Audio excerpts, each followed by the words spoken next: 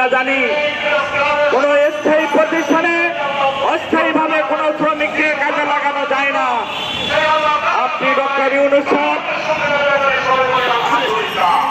আজকে সেই প্রতিষ্ঠান থেকে সরিয়ে গেছেন।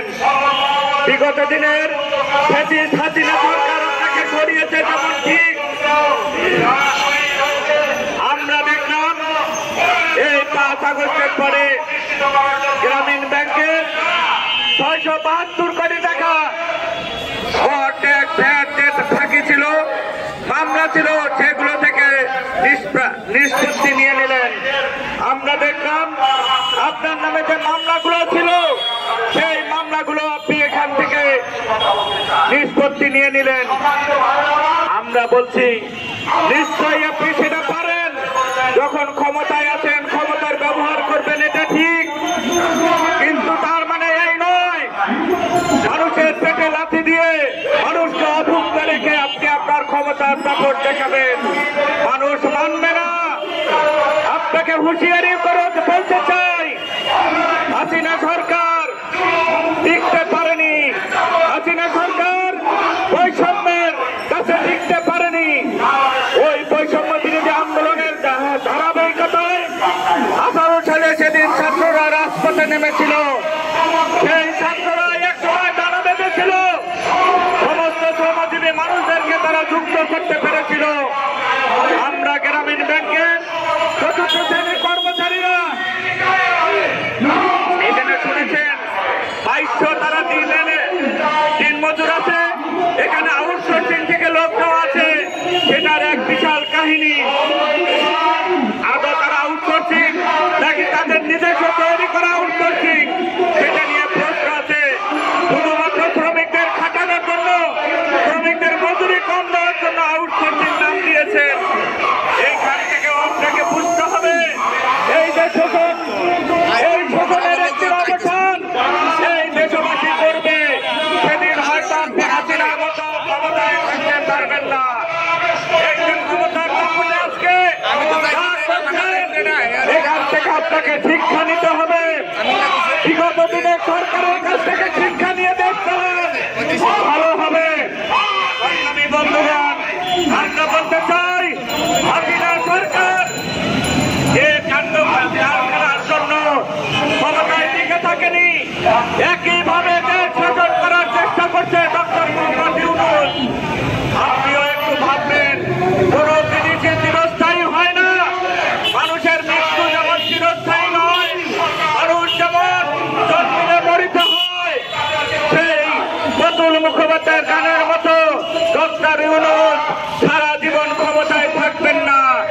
সারা জীবন যেমন ক্ষমতায় থাকবেন না, এই যে ডিসেম্বরে আপনাকে নির্বাচন দিতে হবে, সমস্ত রাজনৈতিক দলের একটাই দাবি, নির্বাচন দিয়ে আপনি এখান থেকে সরে যান।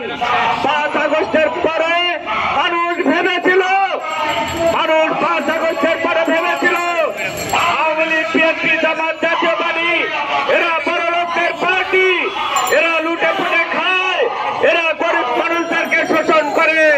মানুষ ভেবেছিল শান্তিতে নোবেল পাওয়া একজন মানুষ আমাদের দেশের উপদেষ্টা হয়েছে, সেই দেশ চালাক।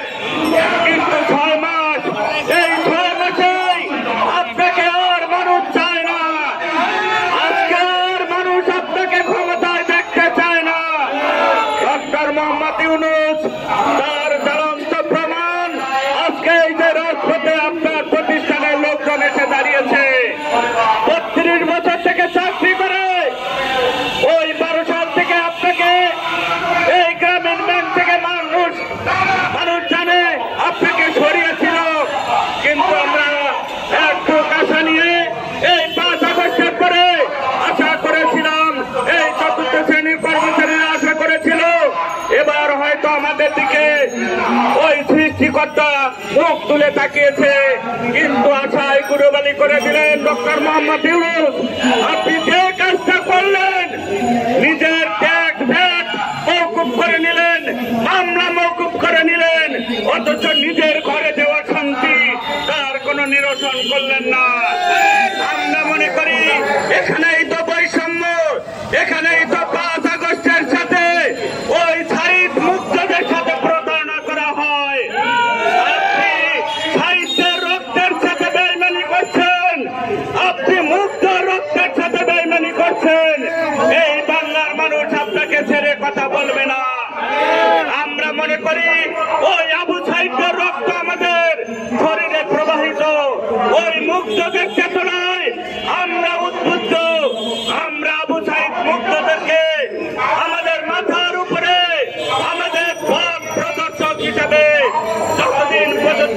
বলেছি ডক্টর মোহাম্মদ ইউনূস ততদিন আপনাকে শান্তিতে থাকতে দেবে না এই বাংলার মানুষ।